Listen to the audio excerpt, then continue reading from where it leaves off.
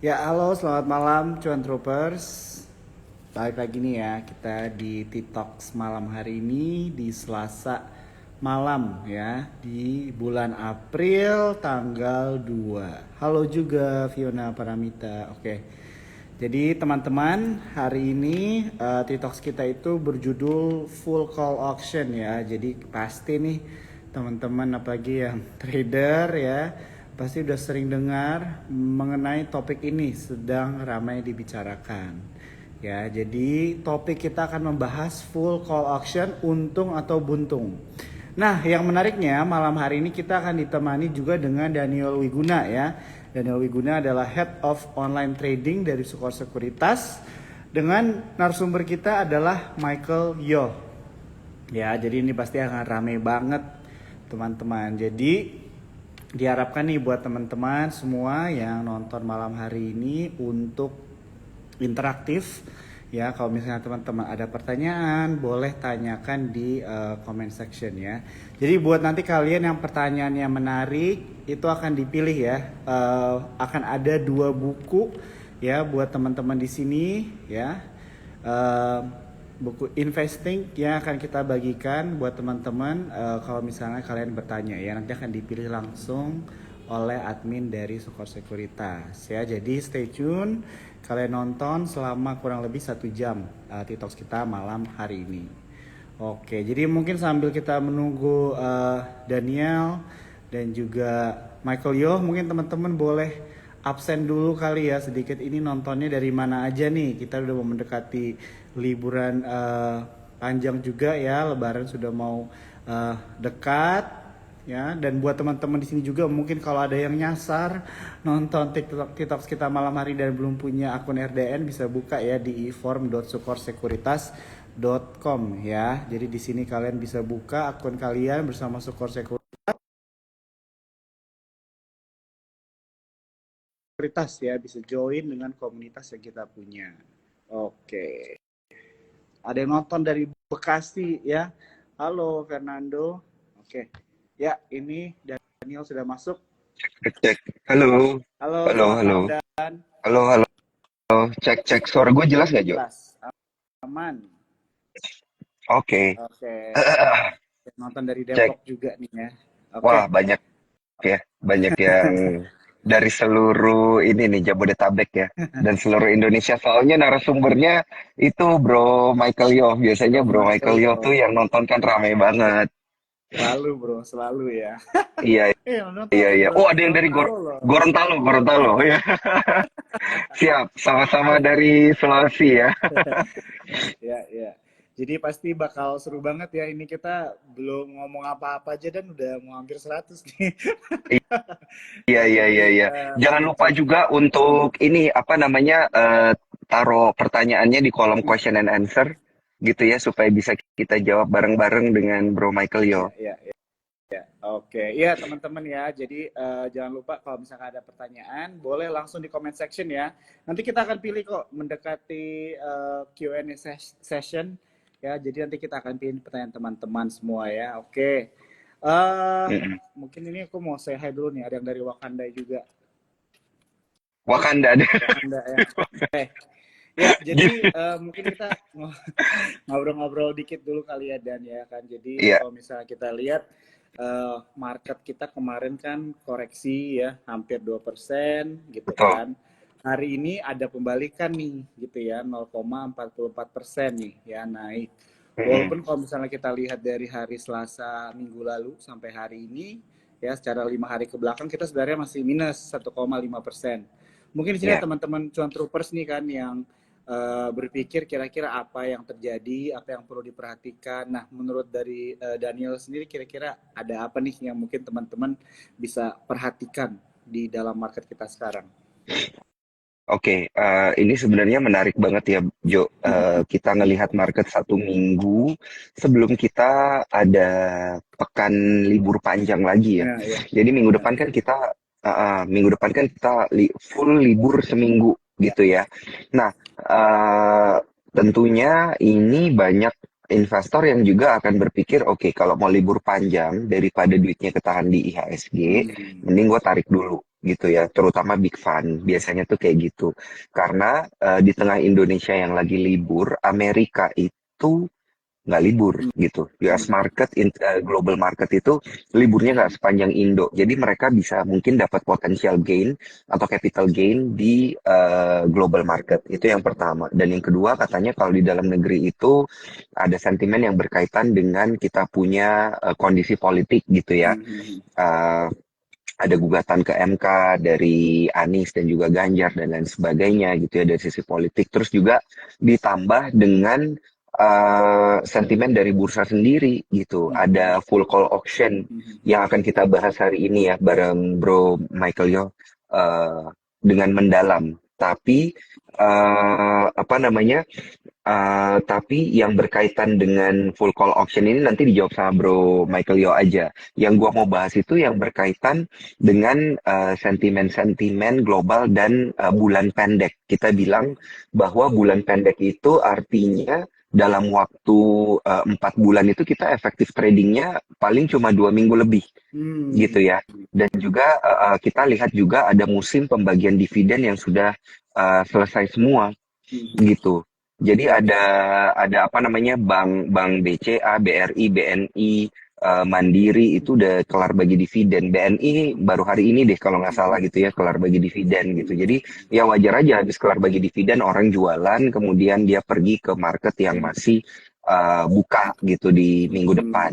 Nah kurang lebih kayak gitu. Jadi memang sentimen apa namanya penggerak marketnya itu juga lumayan mendukung para investor itu untuk ya udah deh gua mungkin rehat bentar dari domestik gitu ya bukan bukan karena domestik kita jelek gitu ya domestik kita bagus loh makroekonomi kita bagus ya kita tidak ada defisit neraca dagang surplus makroekonomi kita juga diproyeksi bisa tumbuh di atas 5% maksudnya 5, sekian gitu ya di kuartal-kuartal selanjutnya. Kemudian suku bunga juga memang masih tinggi, tapi diprediksikan juga akan menurun gitu ya. Jadi memang rasio profitabilitasnya di Indonesia secara makro itu masih bagus gitu. Cuman memang karena ada sentimen-sentimen seperti yang tadi sudah kita sebutkan itu yang membuat market kita itu jadi kurang bergairah gitu ya. Tapi kalau kita lihat, kalau gue lihat secara teknikal sih sepertinya hari ini tekanan jualnya udah mulai menurun gitu ya. Karena kalau dilihat dari indikator stokastik RSI gitu, sepertinya orang itu udah capek jualan gitu, yang punya barang udah pada jualan-jualan, tapi ternyata yang apa namanya ditampung sama domestic fund. Nah, ini ibarat kayak tukar guling gitu. Jadi yang barang-barang yang awalnya dipegang sama asing kan ada capital outflow tuh sekitar 1, berapa triliun kemarin gitu ya. Hari ini juga masih capital outflow, tapi tetap ada yang nampung gitu. Makanya indeks kita bisa ketahan di 72 gitu. Jadi kurang lebih seperti itulah ya. Nah, ini berkaitan dengan full full call auction ada 11 kurang lebih ya. Nanti yang membuat satu emiten itu bisa berada di apa sih istilahnya ya di papan X lah ya, Khusus dikasih ya. tato Ya, X. ya. Ya, papan pemantauan khusus gitu ya, Ya. notasinya X. Jadi ada 11 poin-poinnya di mana kalau ada satu emiten yang kena satu aja itu bisa kena di sana gitu. Termasuk ada beberapa emiten gede yang fundamentalnya juga cukup bagus gitu, kena di sana. Jadi makanya banyak big fund yang kemudian betting dengan emiten-emiten itu akhirnya juga merugi. Nah, ini dia nih yang jadi pertanyaan ke depannya market kita akan seperti apa. Pasti nanyanya kayak gitu. Kalau kita lihat di tahun lalu sih marketnya itu apa namanya di Maret ya. Tahun lalu pas banget tuh. Di Maret turun, Mei naik ya. Habis Mei itu ada turun lagi dikit, terus naik lagi gitu. Tapi kita nggak tahu tahun ini gimana. Kita nanti tanya Bro Michael yang aja deh. Ini kayaknya udah Bro Michael udah standby. Gue juga pengen tanya banyak nih Bro sama Bro Michael. Oke, siap. Thank you banget ya Daniel ya. Jadi setuju banget nih ya teman-teman ya sentimen-sentimen dari yang udah di-share sama Daniel ya. Dan juga kita memang udah mau liburan juga, jadi make sense banget ya yang tadi dibilang tuker Mm-mm. guling begitu ya. Jadi memang investor asing melihat mana market yang buka itu benar-benar jawaban yang benar-benar bisa kita pikirkan bersama-sama ya teman-teman ya.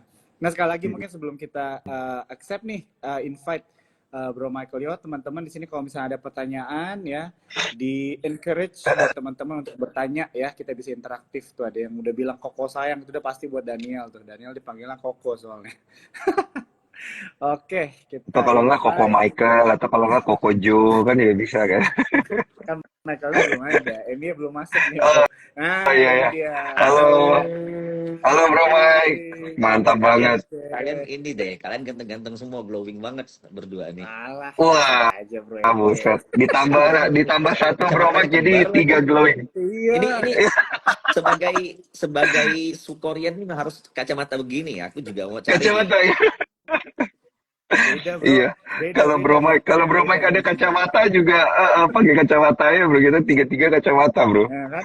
Pas bro Emi masuk langsung naik bro. Jadi sebenarnya kita tahu lah ini masanya siapa ya. Kita mah Oh enggak Iya lah. ya ini benar. aja lah menyediakan tikar aja lah buat bro Emi untuk ngobrol-ngobrol malam hari ini lah Siap, ya. siap, siap. Udah lama long time no see Bro Mike. Long So happy to see time you no see, again Bro ya. Daniel, Bro In this Zedekia. new market ya. Ini kondisi market yang baru kayaknya ya yang kita lihat ya di 2024 Bro Mike. Selain IHSG-nya koreksi juga ya. Gue nggak tahu pandangannya Bro Mike ini koreksi sehat apa enggak karena pas banget ada regulasi baru dari bursa gitu ya Bro Mike. Hmm. Nah ini mungkin pandangannya Bro Mike seperti apa ini berkaitan dengan regulasi yang baru ini full call option? Oke. Eh, aku nggak tahu market ini koreksi karena full call option atau bukan. Nah, tapi harus Iya, diakuin bahwa full call option ya kita bisa lihat lah hampir semua pelaku market itu nggak setuju sama full call option. Dan teman-teman mungkin saat ini kita kayak nyantai aja lah. Mungkin aku sama para Sukorian juga slow aja. Kenapa? Karena saham-saham yang ada yang sering kita bahas tuh nggak ada yang masuk full call option. Nah, cuman kalau kita perhatiin dari 12 aturan yang ada di full call option, 11 sorry, yang agak sedikit bahaya tuh gini. Suatu saham bisa dimasukkan ke full call option bukan hanya dari real bisnisnya. Nah, yang paling clear kan saat ini kalau masuk PKPU itu kena full call option. Kalau kena PKPU masuk ke pemantauan khusus dan dimasukin ke full call option. Itu kalau PKPU alias dari sisi real business, dia punya hutang yang nggak mampu dibayar, contoh. Nah, masalahnya adalah dari sisi teknis bursa, dia bisa juga kena kalau free floatnya di bawah tuh ketentuan, let's say 7,5%, atau kalau dia nggak liquid, nah itu bisa masuk juga. Nah, itu yang jadi masalah, bahwa memang harus diakuin ada beberapa emiten, beberapa di bursa yang nggak memenuhi ketentuan free float. Nah, free float kan artinya sahamnya nggak liquid di market. Nah, kalau dimasukin full call option ya makin nggak liquid dong. Kan gitu. Gimana cara dia nyebarin ke retail, itu satu. Terus kedua, di poin nomor 10 ini agak berbahaya menurutku. Dikenakan penghentian sementara perdagangan efek selama lebih dari 1 hari, alias suspend. Jadi, kita lihat saat ini ya, MicroStrategy di US itu naik hampir, mungkin let's say kalau dari bottom udah 4-5 kali beggar gitu. Kita tahu Pani contoh ya, yang kayak yang mirip dengan begitu kan di Indonesia ada saham Pani. Itu udah disuspend lebih dari 1 hari loh.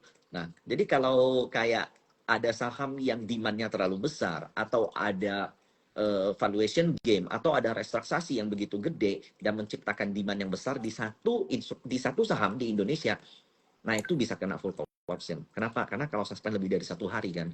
Dan rata-rata suspend itu kalau kalau nggak terlalu kenceng ya terlalu kenceng naik atau terlalu kenceng turun. Nah itu bahaya. Jadi kalau ada saham yang bagus, demand-nya gede, kenceng, masuk suspend lebih dari 1 hari, ya udah full call option. Nah itu pasti jauh lebih bakal menciptakan turbulensi lagi di pasar. Nah poin nomor 11 lebih parah lagi. Kondisi lain yang ditetapkan oleh bursa setelah memperoleh persetujuan dari OJK. Jadi kayak kalau gue setuju, lu masuk full call option tanpa ada syarat yang terkhusus gitu. Nah ini jadi concern. Semoga sih suara-suara para investor yang lain juga didengar. Dulu ya, full call option ini pernah diterapkan di bursa Hong Kong. Jadi ketika saat itu tuh bursa Hong Kong lagi down banget, lagi drop banget, diterapkan full call option dengan harapan kayak bahwa ada perbaikan. Tapi ternyata enggak. Dalam 1 bulan ditarik lagi. Jadi dalam 1 bulan ditarik lagi dia regulasi ini dan dikenakan diterapkan lagi normal itu regulasi yang normal. Nah kita harap Ya mungkin ini masih uji coba ya, kita let's say ya. Karena beberapa hari lalu saya juga lihat bahwa full call option tahap 2 bakal segera diterbitkan katanya. Bakal segera disosialisasikan. Nah, kita coba lihat apakah ini bisa nge-push, bisa bisa didapat sentimen yang baik atau malahan buruk gitu. Iya, soalnya kan kalau kita lihat pas banget itu ya, Bro Mike ya. Joe juga ini kan kemarin habis ngobrol bareng beberapa media itu. Jadi kita semua tuh kayaknya bareng-bareng dengan analis yang lain itu kayak jadi semacam kayak dipaksa untuk sepakat gitu, Bro Mike. Ah, Ngelihat marketnya itu turun pas banget dengan kelar pembagian dividen perbankan, ada regulasi full call option ya, gitu. ya. Yang marah-marah juga banyak gitu ya, nasabah yang marah juga banyak gitu. Jadi makanya kita juga bingung gitu untuk membantu menenangkan market kan, karena Ya. kan kita juga ngelihat ada beberapa investor ya Jo ya yang bettingnya itu sama saham-saham yang gocap tapi fundamentalnya bagus. Nah, kayak kayak gitu Bro Mike. Nah, berkaitan dengan saham gocap tapi fundamental bagus tapi kena akhirnya papan Ya, X gitu. Nah, itu. ini pendapatnya Ah, Bro Mike gimana nih?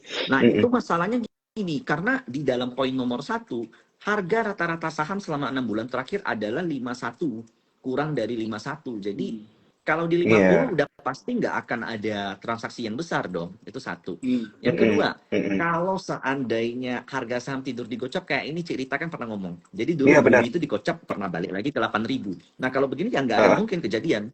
Jadi kalau saya lihat regulasi ini, kalau kan katanya ini perlindungan investor. Kalau yang saya perhatikan, hampir semuanya dirugikan. Hanya satu yang diuntungkan. Yang diuntungkan dari full call auction ini adalah owner, emiten, yang sudah digocap dan dia belum buyback perusahaannya. Dari 50, dia masukin full call auction, kemudian diturunkan ke let's say 20, di 20 dia borong semua, naikin lagi ke 50. Itu udah cuan 2 kali tuh. Udah cuan beggar tuh. Nah, karena dari 50, lu mau buyback semua, mungkin mahal. Semua yang tersebar di masyarakat mahal. Turunin sampai ke 20, ke 10 kalau perlu, harganya udah minus. Kalau turun ke 5 aja, itu udah minus 90% dari 50 loh. Kan? Jadi, kita owner emiten nih, kita udah distribusiin barang, lalu nggak kuat, market jelek, harga turun ke 50, kita nggak buyback. Kita kemudian masuk full call option, diturunin sampai 5, alias diskon 90%. Dari 5 kita beli semua, kita naikin satu-satu ke 50 lagi. Lalu full call optionnya dibuka. Nah itu udah naik 10 kali lipat loh uang saya loh. Nah jadi yang diuntungkan dari full call option ini hanya emiten. Hanya pengendali gitu loh. Hanya pengendali yang masih punya keberanian untuk buyback sahamnya di harga yang lebih murah. Kemudian dinaikin pelan-pelan, lalu baru dibuka lagi. Nah, hanya itu. Kalau kita bicara, let's say, market maker, kemudian regulator, lalu sekuritas. Sekuritas yang punya barang-barang repo, sekuritas yang punya barang-barang di harga gocap. Itu kalau turun lagi, itu kan rata-rata most likely belinya pakai MKBD. Kena loh ini MKBD-nya. Ya kan? Disuruh buyback di bawah, berani nggak? Sekuritas nggak mungkin berani, bukan owner. Kalau dia beli lagi, diguyur lagi gimana? Yang hanya bisa untung dari regulasi ini adalah owner-owner yang belum buyback di 50 atau yang baru mau IPO. Jadi begitu nanti dia IPO, udah selesai bagi barangnya, dibuat ke 50. Contoh, nggak dijaga ke 50. Lalu masuk full call option. Ya, turunkan aja sampai 5. Buyback semua, naikin lagi ke 50. Karena di sini ada aturan yang, ini aturan tidak tertulis lah ya. Banyak yang bilang kalau seandainya sahamnya nggak liquid, kalau lu bisa yakinin bursa, kalau lu bisa liquidin, ya let's say lu kasih bid, lu kasih offer, lu buat transaksi, itu lepas dari full call option. Nah ini kan artinya apa nih? Ini artinya bursa pengennya rame, tapi lu malahan ngebuat ini jadi makin gak rame gitu. Nah saya ambil contoh lagi ya. Jadi sepertinya ada beberapa counter di market. Contoh Garuda, ini kan ekuitasnya negatif. Jadi dia juga masuk nih, meskipun lumayan liquid ya, dan nggak di 50. Tapi karena dia ekuitasnya negatif, masuk ke full call option. Cuman dia kan udah 3-4 hari naik. Transaksi Garuda hari ini naik, udah 3-4 hari naik, itu hanya 9,9 miliar. Dan itu termasuk kecil untuk Garuda. Garuda tuh biasa transaksinya lumayan rame. Lalu kemudian ada kayak, ambil contoh lain, BKSL, 42%, nggak arah, 7% something gitu. Mungkin nggak bisa arah kali ya, karena kalau 43 di atas 10% ya. Tapi transaksi cuma 2,6 M. Nah, jadi kan ini justru makin nggak liquid. Nah, itu menurut saya kurang tepat kebijakan ini. Call option is okay. Call option itu ada di semua bursa. Amerika, China, India, Malaysia, Singapura, itu semua ada call option. Jadi kalau di Indonesia jam 8.50 sampai jam 9, jam 3.50 sampai jam 4. Nah, cuman yang masalah itu full. Nah, kalau dibuat full, jadi artinya transaksi hanya bisa terjadi di momen-momen call option itu, yang which is itu kita dibuat 5 kali. Dan kita kan dalam jam 9 sampai jam 4 kan kita bisa transaksi ratusan kali, ribuan kali, tiap menit, tiap detik. Nah, ini dibatasi dari cuman 5, jadi cuman 5 kali. Dan itu yang ngebuat ya investor tuh belum siap lah. Nah, saya berharap mungkin ya ini hari transaksi yang ada sekarang, market yang ada sekarang juga respon terhadap hal itu. Nah, ada orang yang bilang kayak gini.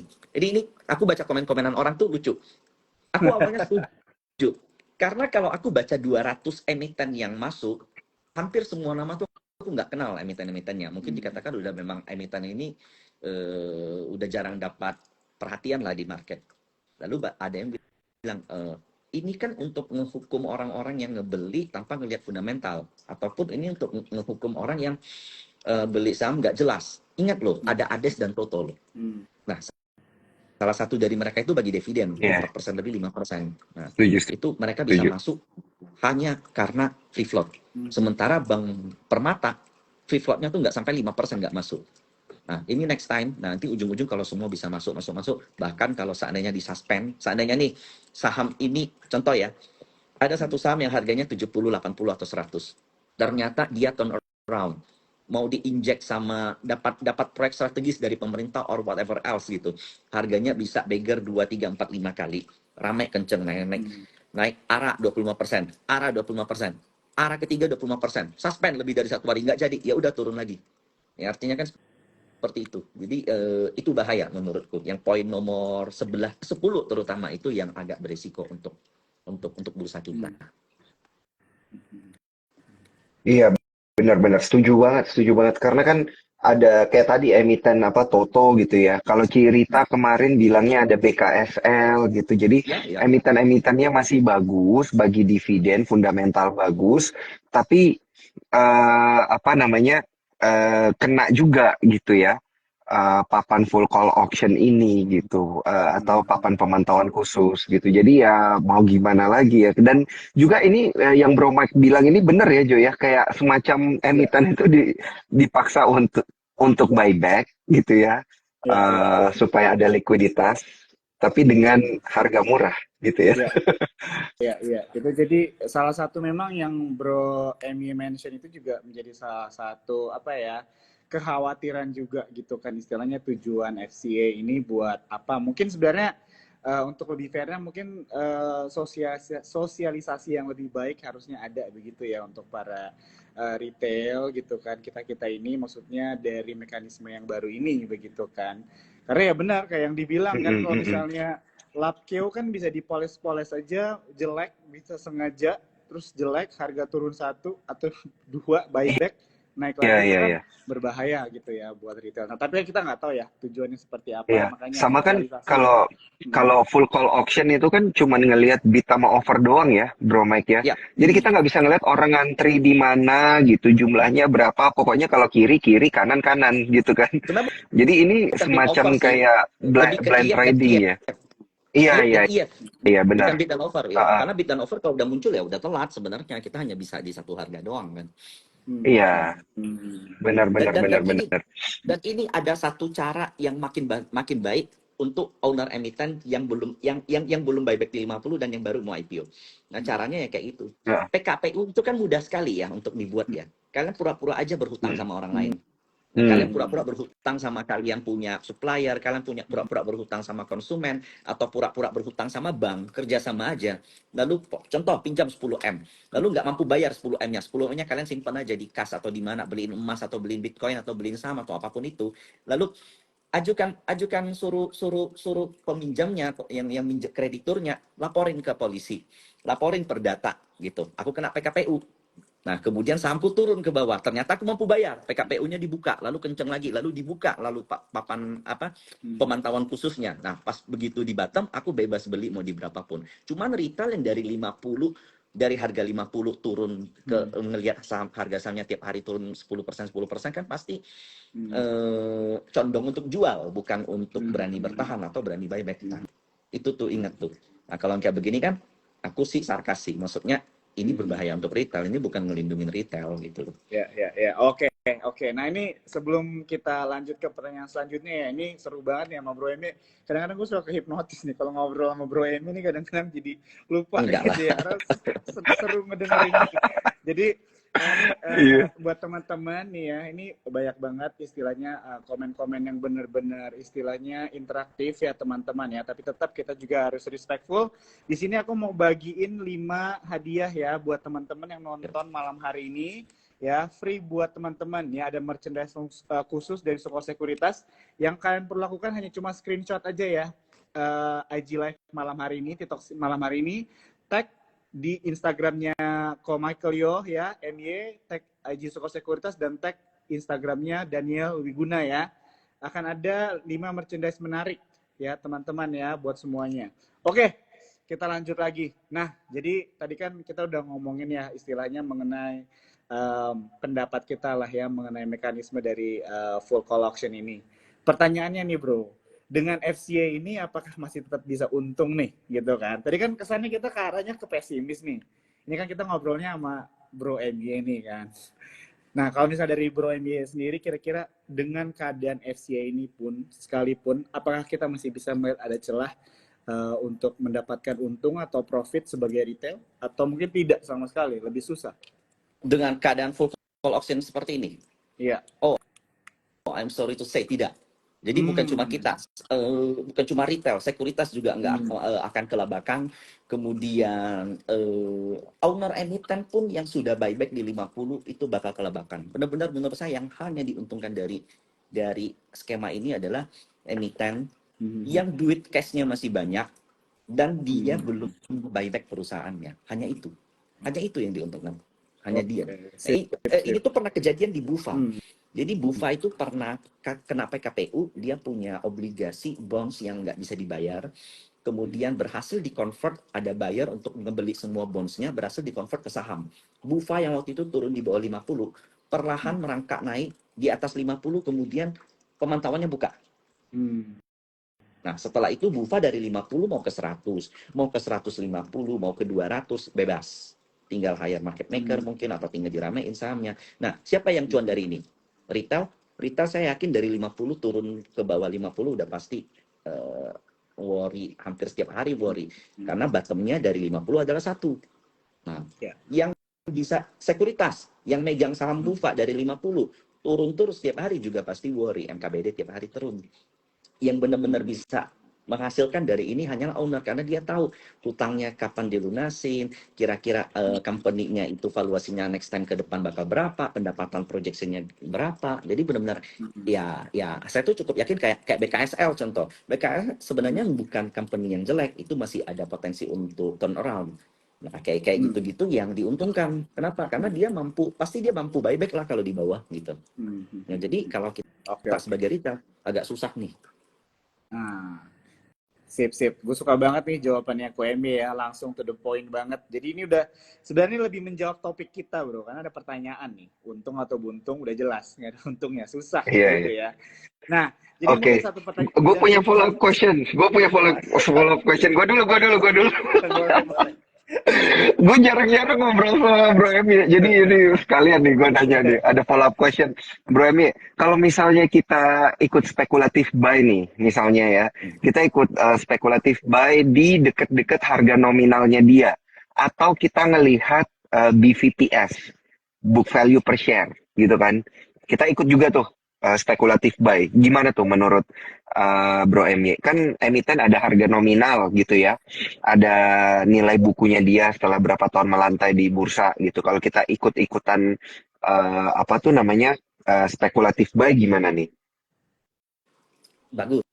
Jadi kalau lihat di VPS aku nggak setuju Bro Daniel, karena rasio keuangan itu macam-macam ya, karena bisa disulap, bisa dibuat apa. Yang PBV sampai 100 masih naik itu nggak ada.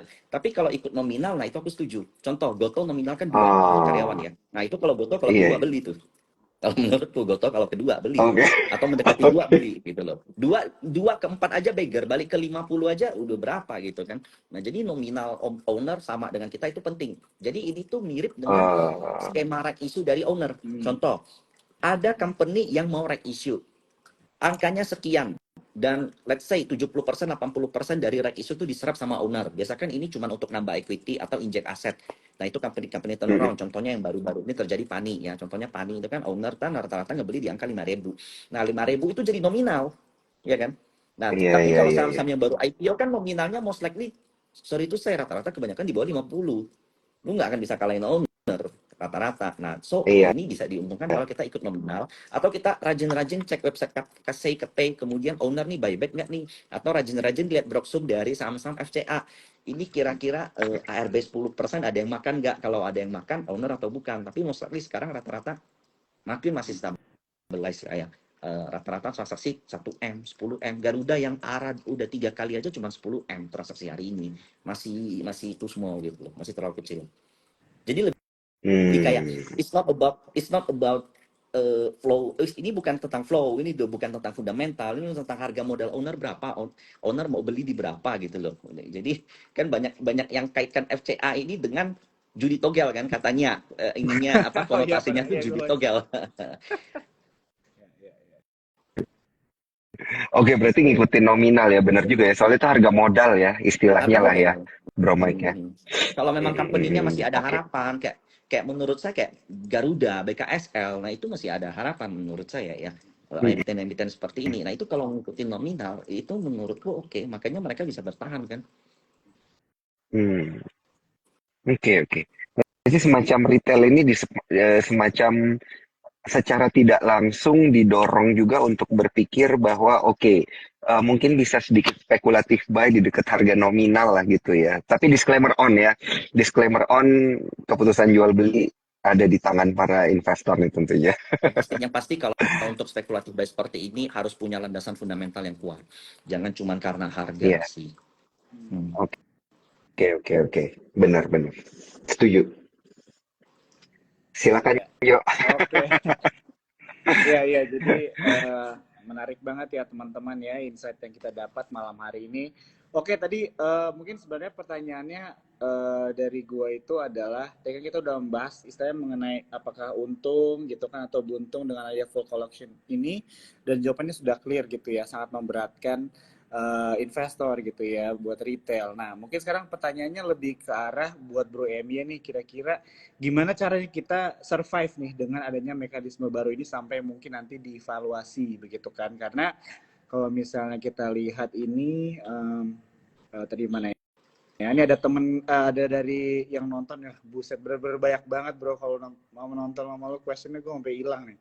Oke, jadi intinya tadi ada yang nanya kalau misalnya dia punya saham terus masuk ke dalam list full collection ini bro, better di keep atau langsung di sell aja nih, karena kan kayaknya kedepannya akan banyak revisi dan perubahan dan sebagainya hopefully ya.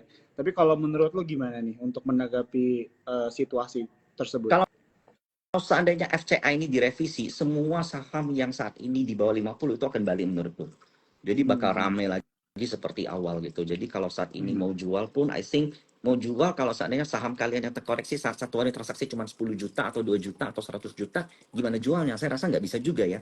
Hmm. Nah, tapi kalau seandainya kalian keep, contohnya ya, ada dua yang aku concern adalah Garuda sama BKSL tuh ada kemungkinan saham ini turn around in the next game, in the next year maybe, atau Hmm. at the time lah, at the time tuh mereka bakal turn around. Ini tuh justru kesempatan buat mereka ngelihat bottomnya di berapa gitu. Nah mungkin Hmm. ini ngebuat kayak jadi owner ataupun market maker tuh jadi kayak nggak bisa nyantai. Kalau mungkin selama ini kan ya 50 nyantai dulu lah, tidurin, nanti kalau gua udah ada duit, projectnya udah jalan, gua baru tarik, gua baru kumpulin. Karena di 50 dia juga nggak bisa ngapa-ngapain. Tapi kalau ini owner jadi sedikit kerja keras nih, wah saham gua kena nih, gua terpaksa harus jaga nih, atau gua harus buyback nih di berapa gitu.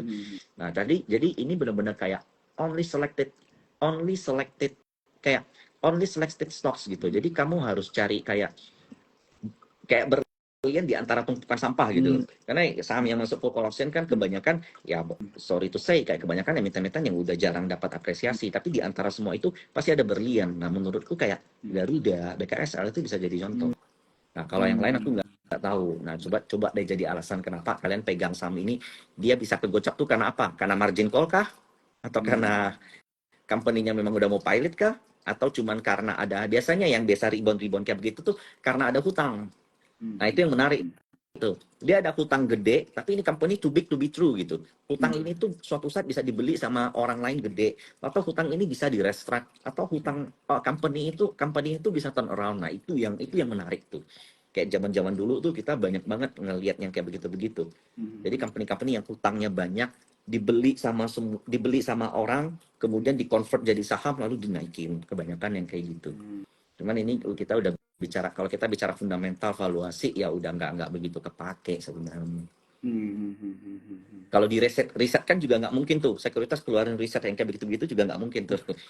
Iya, iya, jarang banget. Iya, iya, iya, iya. Oke, wah ini menarik banget ya. Jadi mikir juga sih. Ini pasti buat teman-teman Cuan Troopers dan semua nih ya, teman-teman yang menonton TikToks kita malam hari ini, pasti kan udah dapat banyak insight ya.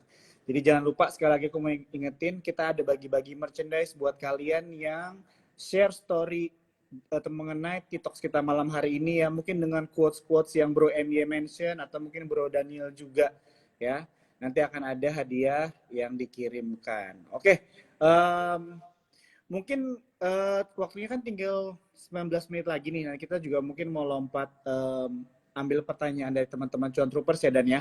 Tapi mungkin sedikit nih sebelum, karena kita kan kebetulan lagi ngobrol nih Bro sama Bro Emi nih kan. Dan jadi kita emang harus nanya-nanya lebih lah gitu kan. Tanya info, jarang banget nih ketemu sama Bro Emi ya. Mungkin kita kalau misalnya keluar dikit dari FCA nggak apa-apa kali ya Bro Emi ya. Boleh dong, boleh dong, boleh. Oke, Kita nah bahas seru market nih. dan lain-lain. Iya, iya. Mau nanya nih, gimana nih? What do you think, bro, about the market dari hari Oke, kemarin deh sampai hari ini? ya. Boleh Mm-mm. di-share nih, pasti banyak banget yang menunggu. Oke, jadi momen market saat ini koreksi itu mulai terjadi agak kuat ya ketika perbankan semua bagi dividen. Ketika perbankan bagi dividen, BRI keluarin laporan keuangan. Net profitnya menurun. Kenapa? Bahwa ternyata provisinya naik. Jadi provisi itu kayak dicadangkan. Jadi dia dapat profit plok. Kita nggak masukin ke earning, kita cadangkan gitu. Nah, jadi nanti ke depan perbankan itu profitnya itu lebih concern ke, kalau mereka mau profit, mereka ambil dari provisi. Sebenarnya ini bukan hal yang begitu baik, tapi nggak juga begitu buruk. Nah, itu yang dinilai negatif sama foreign.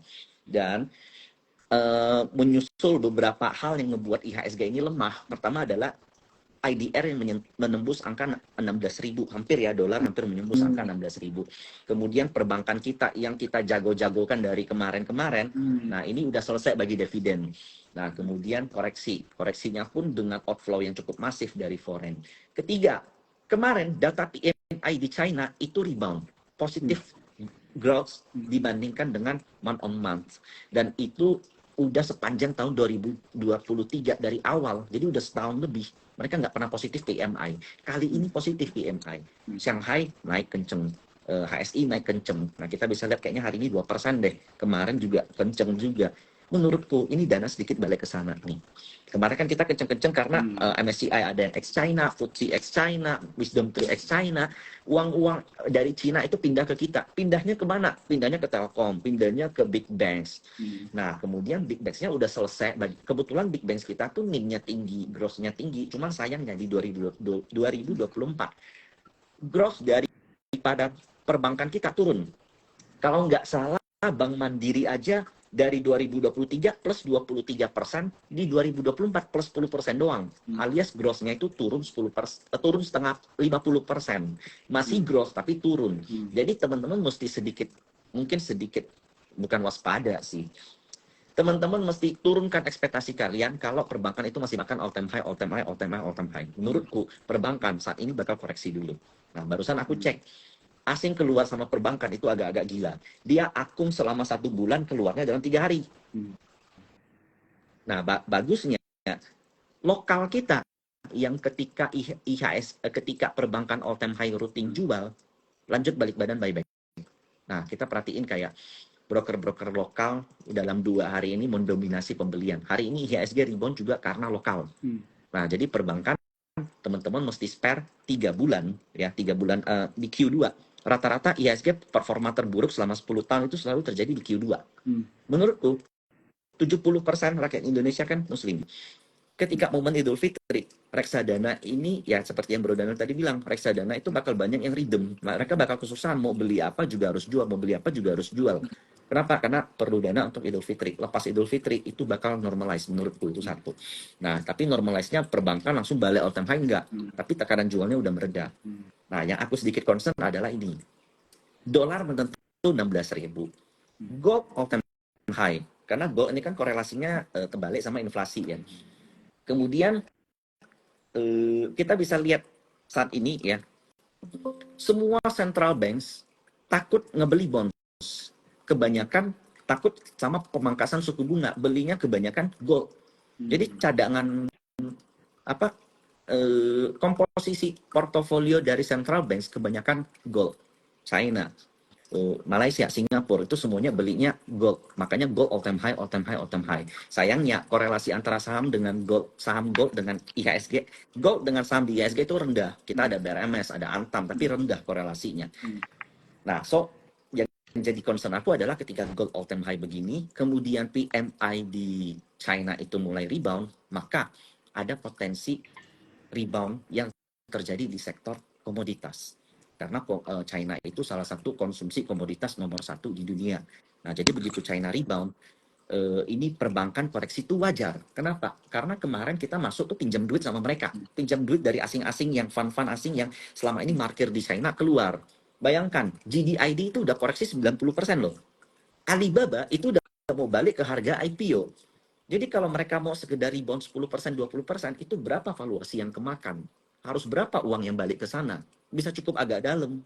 Nah, itu yang kita mesti waspada. Yang bakal kena apa? Ya yang kemarin inflow, big banks kita. Apalagi secara fundamental mendukung juga untuk koreksi. Jadi untuk teman-teman yang saat ini merasa bahwa aku bakal beli big banks lagi, 1-2 minggu ke depan aku mau panen. Belum. Mungkin selama 2-3 bulan baru panen. Nah, saranku untuk teman-teman, nggak usah loncat-loncat. Kalau seandainya memang sukanya big banks, sukanya slow, nggak usah kayak, wah ini kan kata PMI big banks bakal jelek nih. Aku nggak mau big banks, aku pindah ke yang lain. Menurutku nggak usah loncat-loncat. Sepandai-pandainya tupai melompat, pasti bakal jatuh juga. Jadi akan jauh lebih baik kalian diversifikasi aja, perbankan tetap punya, nah cuma pindahin ke sektor lain. Nah, sektor yang menurutku diuntungkan nanti next adalah komoditi. Sayang gold kita proksinya kecil, tapi kita ada oil, kita ada coal, of course, kita ada pulp and paper, kemudian kita ada nikel. Nah, sayangnya nikel juga masih belum sih. Karena nikel oversupply-nya masih terlalu rumit. Gitu. Oke, wah ini menarik banget ya Daniel ya. Kita tidak hanya mendapat jawaban mengenai insight market, pendapat dari Bro Emi, tapi juga sektor yang menarik begitu ya. Bisa kita perhatikan bersama-sama juga ya untuk kedepannya. Thank you banget ya Bro Emi ya untuk Iya. jawabannya. Oke, dan kira-kira ada tambahan atau ada yang mungkin mau ditanyakan nih ke Bro Emi? Iya, bener. Kalau kita lihat market kayak gini ya, di Q1 dan juga dengan adanya banyak sentimen nih, Bro Mike. Tadi kan kita bahas cuma satu sisi ya, full call auction, kemudian Bro Mike kasih insight yang lebih gede bahwa sebenarnya sektor-sektor lain juga banyak yang lebih menarik untuk kita perhatikan, gitu ya. Kita pernah sama-sama bahas bahwa 2024 ini kemungkinan besar adalah tahunnya perbankan karena The Fed itu baru turunin suku bunga di second half gitu ya. Tapi meanwhile kita menunggu kepastian yang apa namanya yang akan datang ini suku bunga kemungkinan akan diturunkan gitu. Apa nih yang sebaiknya dilakukan oleh investor karena kita baru masuk ke Q2 pas banget nih di bulan April ini. Takutnya tuh gini, karena berdasarkan historical begitu terjadi cut rates itu justru market udah Iya. price in.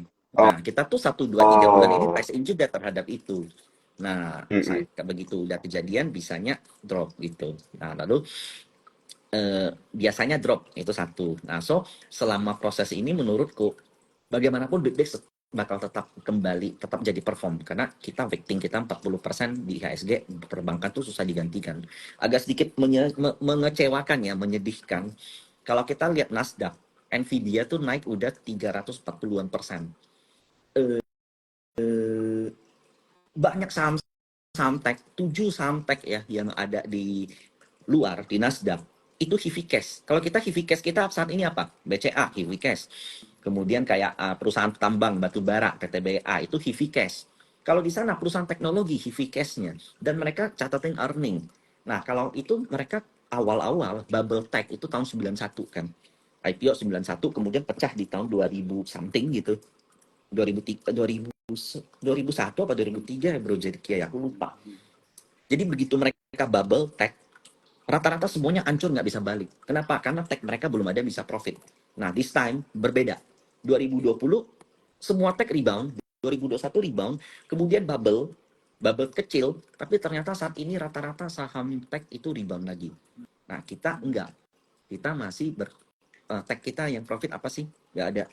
Nah, itu kita bisa avoid soal itu. Jadi soal tech suku bunga dipangkas, kita nggak bisa ngecatatin proxy kita dengan tech.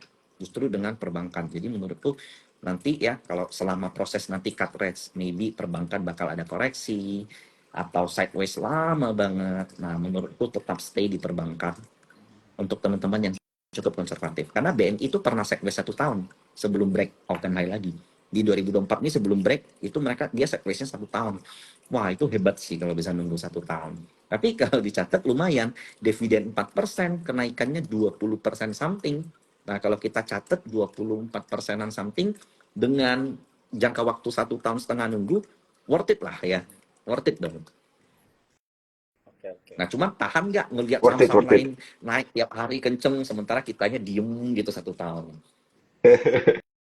Memang Tapi gitu tadi cara main berdasarkan perbankan. iya Hmm. penjelasannya Bro Mike, berarti ini masih ada waktu, kita masih bisa chip in di banking gitu ya. Yes, yes, Iya, yes, iya, betul, iya. Karena betul. apalagi ada koreksi-koreksi yang cukup dalam gitu ya di banking ya. Betul. Contoh aja kayak BRI hari ini ya, kan BRI itu 5.600, tertinggi 64, alias koreksinya nggak sampai 1.000 poin ya. Ya, Mm, ya nggak sampai 800 ya. 1.000 poin. Ya, yaitu artinya belum 10% ya, atau baru menyentuh 10%, baru hampir 10%. Sementara di 2023 itu pernah koreksi hampir 20% loh sebelum all time high loh. Nah, Iya, sebelum menuju iya, all iya, time high dia iya. bisa koreksi hampir belasan persen. Nah, hari ini baru 10-an persen gitu. Dan hari ini ya memang 2 hari ini sih memang agak masif sih. Agak menakutkan. Tapi menurutku kalau aku udah tracking back ya rata-rata nih ya. Rata-rata di harga sekarang perbankan itu maksimal koreksi 5% lagi. Kebanyakan. Jadi BRI kayak 2-3% lagi maksimal, Bank Mandiri 3-4% lagi, BCA 4%-an lagi. Nah, karena itu ketika udah menyentuh koreksi dari angka-angka yang saya sebut tadi, itu udah menyentuh average foreign. Mereka Iya, iya. akum perbankan itu dari November, Desember. Dari Desember lah mulai ada flow. Nah, itu nilainya triliunan. Nah, justru yang aku Hmm, agak sedikit lirik tuh begini, Bro Zedekia sama Bro Daniel. Saham yang hmm. diakum sama foreign, tapi untuk keluarnya mereka susah. Karena nggak begitu liquid. Sementara mereka akumnya udah gede. Nah, itu BRIS. Nah, jadi BRIS ini Oh, diakum rutin sama lokal dan foreign, dan itu nilainya cukup gede, triliunan. Dan BRIS ini kan nggak seliquid dari perbankan ya. Kalau untuk mereka keluar 1 hari 100 M itu susah. Nah, jadi itu kenapa kayak BRIS kalau koreksi itu lebih menarik. Potensi upside-nya lebih ada dibanding dengan perbankan gede, big banks gitu. Hari ini juga hmm. kalau aku lihat ya, BRIS foreign-nya entry. Semua big banks foreign keluar loh. Tapi hari ini foreign masuk ke BRIS. Nah, itu menarik tuh. Ada something tuh yang kita belum tahu apa. Iya, iya, iya, iya. Ya, jadi kalau misalnya dari jawabannya Bro Emi ini kan tadi yang paling gue tangkep itu adalah kalau konservatif nih Bro, ya kan. Kita ngomongin dari sektor banking gitu kan. Tapi kalau misalnya kita mau lebih agresif nih, kira-kira what do you think nih Bro? Nah, Di awal tahun cari yang ini asing. mungkin sampai Ah, ketiga. hmm, hmm. Cari yang asing saat ini lagi concern ke situ. Hari ini, 2 hari ini ya, perbankan itu habis diperkosa lah sama asing, dibuang di gila-gilaan gitu sama asing. Tapi menariknya asing akum tipis pindah ke saham energi. ESA hari ini kan naik 10% ya. Hmm. ESA, siapa buyer utama ESA saat ini? Kalau kita lihat brokernya AK, foreign. Kemudian Pegas. Hmm. Pegas ini kan termasuk juga komoditi ya.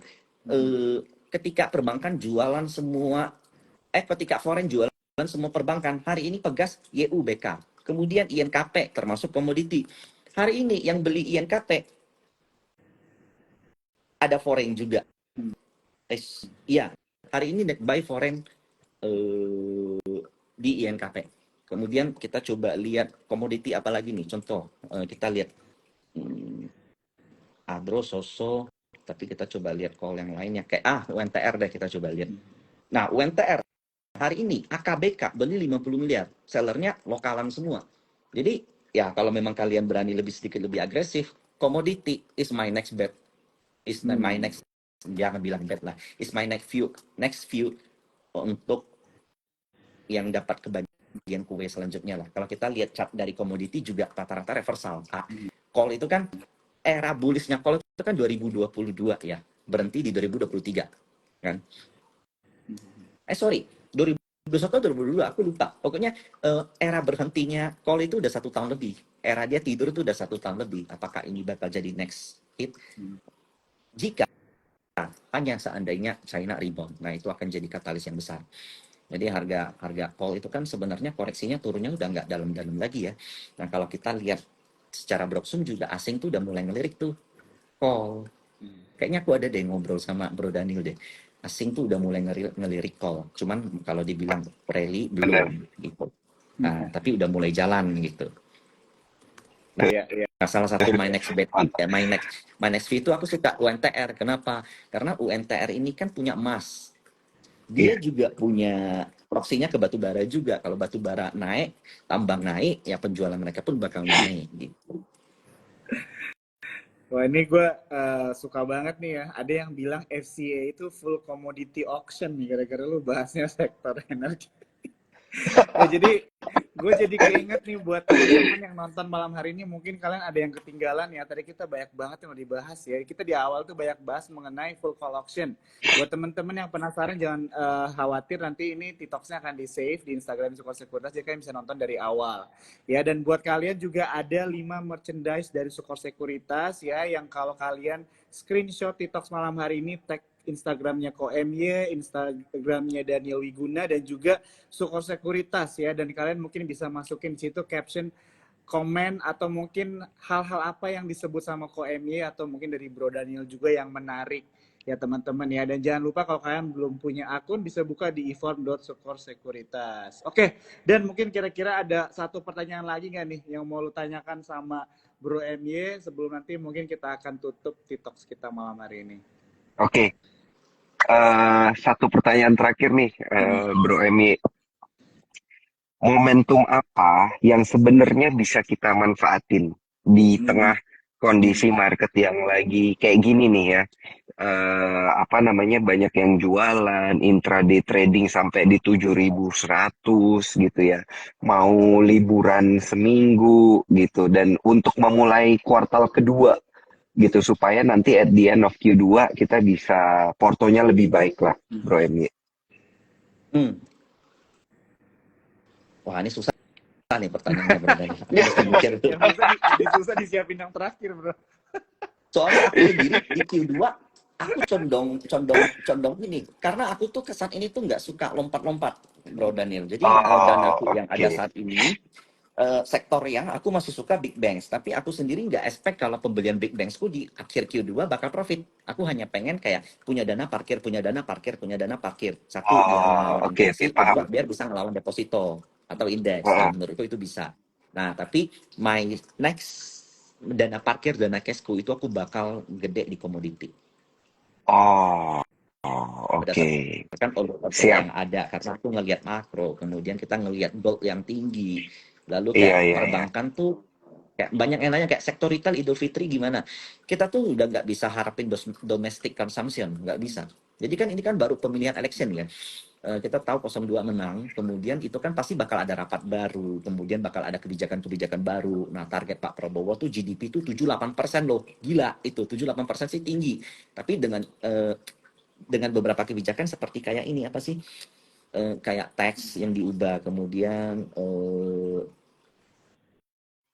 ngepush dari investment. Nah, so in the next years aku rasa yang berkaitan dengan investment itu bakal kenceng semua tuh. Yang pasti kita adanya di tambang, kemudian di mining, kemudian kayak contoh yang paling baru di PIK, BSDE, ada PANI gitu kan. Itu industrial property itu akan lebih menarik gitu. Jadi yang consumption agak di rem, agak di skip menurutku, lebih cari ke yang investment. Industrial land salah satu kalau investment tuh dapat keuntungan tuh.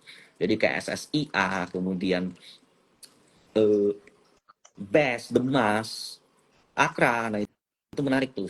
Pokoknya yang proksinya tuh ke investment karena target pemerintah ini nge-push ekonomi bukan dari domestic consumption. Justru consumption domestic ini bakal berdarah-darah dulu sebelum menuju di GDP 7-8%. Untuk menuju itu perlu dengan investor foreign yang masuk Iya. gitu. Perlu dengan meningkatkan investment. Jadi proksi-proksi investasi, proksi-proksi foreign investment, nah itu yang perlu dikonsenkan. Karena kalau nggak salah Prabowo itu niru India. Jadi defisit anggaran itu mau diperlebar dari 2%-an jadi 3%-an. Jadi itu mungkin bakal ada sedikit perubahan yang terjadi di market lah selama Q2. Iya, iya. Hmm. Ada Oke, turbulensi 2 ke 3% ya. Hmm. Oke, dan kita Defisit sudah anggaran pas. 2 ke 3%. Oke, siap. Ya, kita udah pas banget nih waktunya. Thank you banget ya, Bro MY. Selalu insightful dan seru nih kalau ngobrol-ngobrol sama lu. Thank you banget ya, Bro. Sama-sama Buat Pak Dudek waktunya ya. udah Bro diluangkan Emi, buat thank dikasih you banget. Thank cerita. Thank you. you banget. Happy bisa ngobrol lagi sama Bro Emi. Sama-sama. Sehat-sehat terus, sukses terus ya Bro MY. Dan buat teman-teman Amin. cuan trooper semua, sukses dan semangat terus ya kalian. Sampai ketemu lagi di TikTok kita selanjutnya. Bye-bye semuanya. Thank you Bro Emi, thank you Cuan Troopers. Thank you Jo. Thank you, thank you.